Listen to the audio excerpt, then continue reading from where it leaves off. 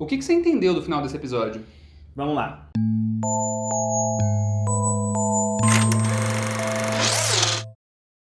E aí, Rocamboliers, eu sou o Thiago. E eu sou o Jean, esse é o canal Rocambole, um canal que fala sobre séries e filmes. Então se você gosta desse tipo de conteúdo, se inscreve no canal, já deixa o seu like, porque hoje a gente vai falar do segundo episódio especial de Euphoria. Ele foi disponibilizado no HBO Go no dia 22 e no dia 24 foi ao ar pela emissora. Então se você já assistiu ao episódio Fuck Anyone Who's Not a C-Blob, fica por aqui que a gente vai falar tudo que rolou e vai dar a nossa opinião sobre o episódio em si. E aquele papo, né? Vai ter muito spoiler, então se não viu ainda, tá avisado. Antes de qualquer coisa, eu já vou dizer que eu fiquei nervoso, me tremendo inteiro quando começou a tocar Liability. Gente, Ficou mesmo. Vocês não estão entendendo. Eu fiquei assim, tipo...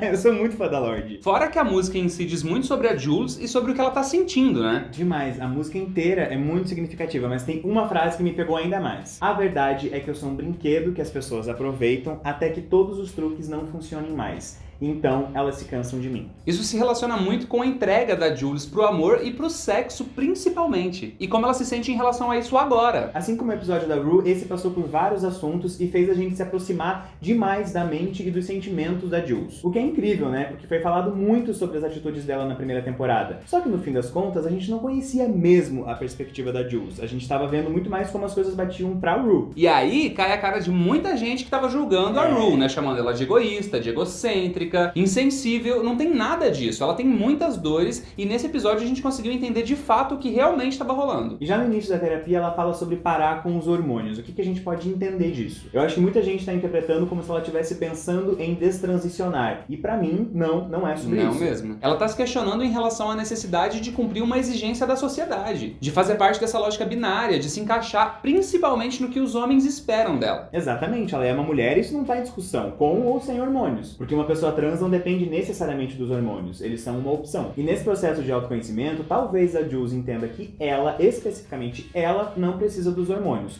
Ou não, isso pode mudar depois também, não sei. E a Jules tá questionando tanta coisa, né? Principalmente essas milhões de camadas que ela construiu ao redor de si mesma. E na real ela não construiu sozinha, né? São um acúmulo de muitas projeções, expectativas do que as pessoas pensam sobre ela, sobre a sua existência. Isso meio que acontece com todo mundo, né? Mas no caso da Jules e da transexualidade, isso é muito mais forte. Porque existe uma cobrança absurda, né? Como se a galera encarasse o corpo trans quase como um domínio público. Existe uma curiosidade gigantesca, uma vontade de opinar, de estabelecer regras, e só a binariedade em si já é uma construção social que pode ser bem opressora, né? E sim, esse é um assunto que nós, pessoas cis, temos que entender, temos que estudar e tal, mas por um trabalho de desconstrução nossa, e não como direito de opinar ou de ficar ditando regra para essas pessoas. E aí rola uma frase muito significativa também sobre não se interessar mais por homens. E essa frase pode até ter relação com a sexualidade dela, mas vai muito além disso. Eu também acho. Se conecta com o assunto que a gente estava falando antes, sobre ela ter tentado se encaixar no que os homens queriam e ter se frustrado com isso. E depois ela fala que não se interessa filosoficamente pelos homens. Isso é muito maior. Ela não se interessa mais por tudo que os homens significam, representam, pela visão de mundo, pela forma de enxergar as coisas. É claro que ela parte de um olhar meio generalizado, mas eu achei muito importante essa frase dela. Não é muito sobre sexualidade esse papo, é mais sobre os códigos da binariedade em si. Porque aí logo depois ela fala sobre o desconforto que ela sente ao conviver com outras mulheres, sobre essa lógica da competição e como esse desejo coletivo de identidade não fazia bem pra ela. E todo esse diálogo com certeza tem dedo da Hunter, porque ela tá dividindo os créditos de roteiro com o Sam Levinson. Inclusive eu achei isso incrível nesse episódio, porque precisava de fato desse olhar. Representatividade também é isso, né? Dar espaço pra essas pessoas que entendem e vivem o assunto. E sobre a Rue, a gente sente ali que tá rolando uma resistência da Jules pra falar sobre ela, mas aí a Jules fala que a Rue é diferente de todo mundo que ela já conheceu. E que com a Rue, ela tá livre de toda essa expectativa que vem tanto dos homens quanto das mulheres. Com a Rue ela pode só existir, tá ali presente, da forma mais genuína possível, né? Sem todas essas camadas de expectativa. E isso é muito bonito, né? E depois de tudo que a gente ouviu da Jules, saber que a Rue ocupa esse lugar pra ela é muito forte. E é muito doido como a série relaciona a Rue e a mãe da Jules, né? Eu não esperava por isso, não. Eu não esperava que essa mãe fosse nem aparecer na história. Sim. A mãe dela já teve problemas seríssimos com droga, morreu por isso, então a Jules já enfrentou uma realidade muito pesada. E é por isso que a Jules não quer falar sobre a infância, porque deve ter muita coisa aí ainda que a gente não conhece, e também relacionada à sua identidade de gênero. A morte da mãe aconteceu uma semana depois daquele momento que a gente vê a mãe ouvindo um monte de coisa que a Jules tá falando pro pai. Então certamente rola uma culpa por essa morte, por não ter sido mais compreensiva, não ter dado mais uma chance, ou ter sido mais empática, Não sei ter lá. aceitado as desculpas. Exato. E é por aí que rola a música da Billie Eilish e da Rosalía, né? Eu dei um Shazamzinho porque eu amei. A trilha sonora é um acontecimento. E aí a relação com a Rue acaba sendo muito destrutiva pra Jules. E foi muito importante ver ela verbalizando algumas coisas nesse episódio. Como, por exemplo, a pressão que ela sente por sentir que a sobriedade da Rue depende dela, que é uma responsabilidade dela. A Jules tá ali pro que a Rue precisar, mas de fato, a Rue bota muita coisa nas costas dela. É sufocante, é uma relação muito complexa na real. E só com esses episódios que a gente teve dimensão mesmo do quão complexa é essa relação. A gente ouviu da boca de cada uma delas muitas coisas e é fato que elas se amam, que elas têm uma ligação muito forte.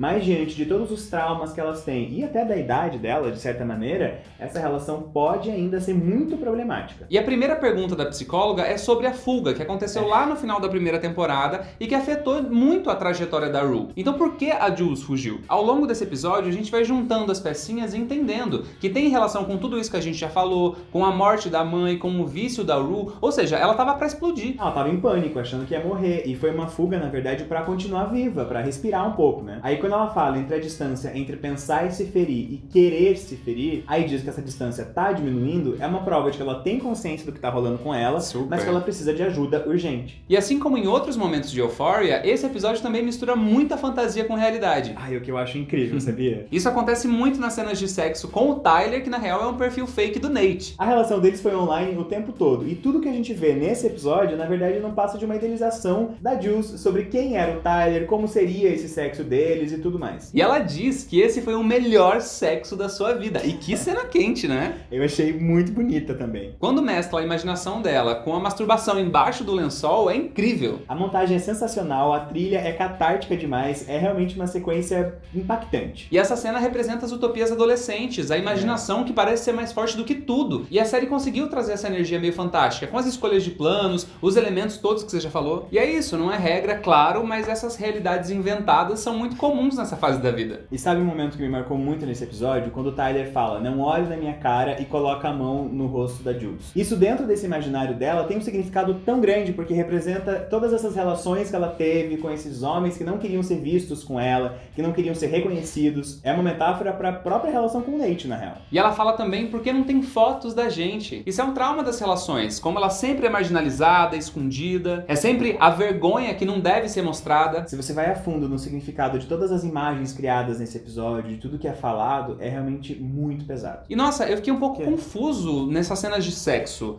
porque em alguns momentos não era o Jacob Elord, principalmente quando aparece ele nu, de nu frontal e o rosto. Mas é porque de fato não era. Em alguns momentos rola um dublê ali e que na verdade é um ator pornô que se chama Jaden Marcus. Tá aí uma curiosidade. E aí se mistura a imagem do Nate e desse Tyler inventado pela Jules. Então ele não é só um dublê, ele também faz parte desse imaginário que a Jules criou. Exatamente. E tem todo aquele paralelo do sonho que ela tem com a Rue, que aí cabem várias interpretações. É o mesmo cenário que a gente vê lá no início do episódio da Rue, então pode sugerir que uma coisa seja a continuação da outra. Mas na verdade pra mim não, porque o primeiro é uma idealização da relação das duas a partir da perspectiva da Rue, e o de agora é um sonho da Jules que representa esse trauma com o vício depois da morte da mãe dela e esse medo constante de perder a Rue, né, e ainda de se sentir responsabilizada por isso. Então a Rue sonha positivamente com uma vida que não existe e a Jules, na verdade, tem um pesadelo por conta de todo esse peso que ela vem carregando. Mas ambas estão sonhando sobre essa utopia de morar juntas em Nova York. Essa é a nossa interpretação sobre isso. É a sua também? Deixa nos comentários pra gente trocar uma ideia. E vamos falar um pouquinho sobre esse reencontro que rolou no final? Vamos. É extremamente dolorido e elas não estão sabendo como lidar ali naquela situação depois de 6 meses. Então bora organizar essa cronologia. Esse encontro acontece antes do episódio especial da Rue e depois da terapia da Jules. Porque nesse episódio a gente acompanhou a primeira sessão de terapia. E aí nesse encontro com a Rue no final, ela diz que ela já tá fazendo terapia. E a Rue não consegue manter essa conversa. Ela sai, vai embora e provavelmente por isso que ela se droga lá no banheiro da lanchonete quando ela tá encontrando com o Ali no início do primeiro episódio especial. Só pra dar uma organizada na ordem aí, porque vai ter ficado confuso. Bom, gente, mais um episódio incrível de uma série incrível e eu fiquei pensando muito sobre a estrutura narrativa dos dois episódios. No primeiro, quase todas as informações vem dos diálogos e das interpretações, né? Já nesse, a narrativa se construiu também a partir da composição das imagens, da trilha, dos planos, dos movimentos de câmera. Todos esses elementos estão ajudando a contar a história pra gente e eu acho isso tão bonito.